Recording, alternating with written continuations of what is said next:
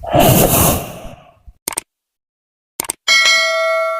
سوئے مرقد نظر سوئے دنیا، کہاں جا رہا ہے کدھر دیکھتا ہے۔ حضرات، انسان اپنی خواہشات نفسانی کا تابع اور غلام ہوا کرتا ہے، اور حرص انسان کے لیے بہت بڑی بلا ہوا کرتی ہے۔ لالچ انسان کو مجبور کر دیتی ہے اور برا سے برا کام کروا دیتی ہے۔ اسی کے سلسلے میں ایک بادشاہ اور ایک وزیر کا عبرتناک واقعہ ہے۔ ایک مرتبہ بادشاہ نے اپنے وزیر سے مسکراتے ہوئے کہا کہ تجھے کیا چیز محبوب ہے، یعنی تو کیا چیز پسند کرتا ہے؟ تو وزیر نے بادشاہ کو کوئی جواب نہ دیا اور اپنا سر جھکا لیا۔ بادشاہ نے پھر پوچھا تو وزیر نے کہا، بادشاہ سلامت، اللہ تبارک و تعالیٰ نے آپ کو بہت بڑی سلطنت عطا فرمایا ہے، دولت اور نعمتوں سے سرفراز فرمایا ہے۔ اگر آپ اپنی سلطنت میں سے 10واں حصہ بھی مجھے دے دیں گے تو میں اپنے آپ کو خوش نصیب سمجھوں گا۔ اس پر بادشاہ نے وزیر کے لیے 2 فرمان جاری کر دیے اور لکھوا دیا۔ پہلا فرمان یہ تھا کہ تجھے آدھی سلطنت دی جائے گی، اور دوسرا فرمان یہ تھا کہ تیرا سر قلم کر دیا جائے گا۔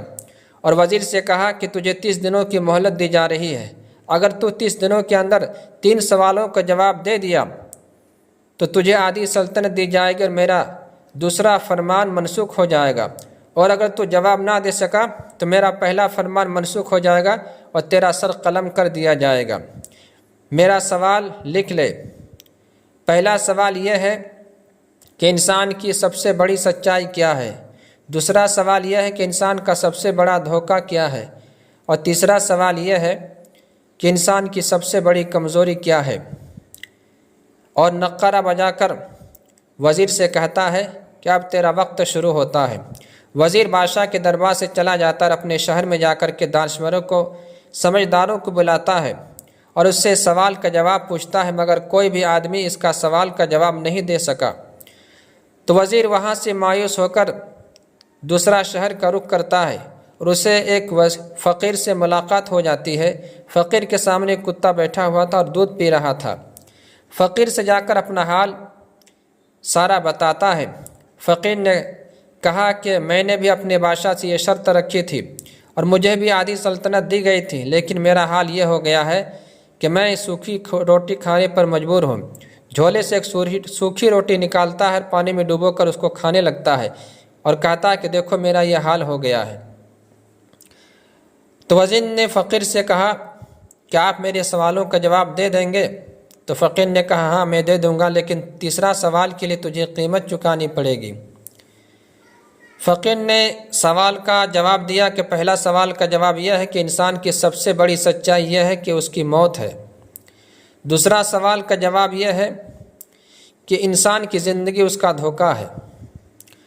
اور تیسرا سوال جاننے کے لیے فقیر نے اس سے کہا کہ تجھے اس کا جواب جاننے کے لیے کتے کا جھوٹا دودھ پینا پڑے گا، لیکن اس نے یہ گوارا نہیں کیا اور کتے کا دودھ نہ پیا۔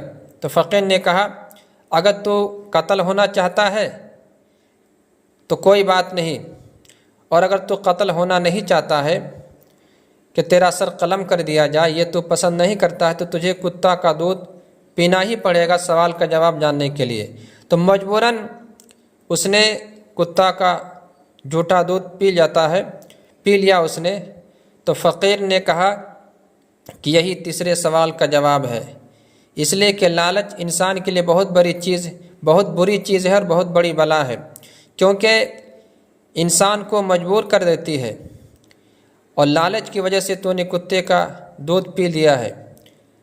اب وہاں سے وزیر چلا جاتا ہے، بادشاہ کے دربار کا رخ کر لیتا ہے اور اپنے سواری پر چڑھ جاتا ہے، اور بادشاہ کے دروازے پر جب پہنچتا ہے تو اس کی روح پرواز کر جاتی ہے اور دنیا سے چلا جاتا ہے۔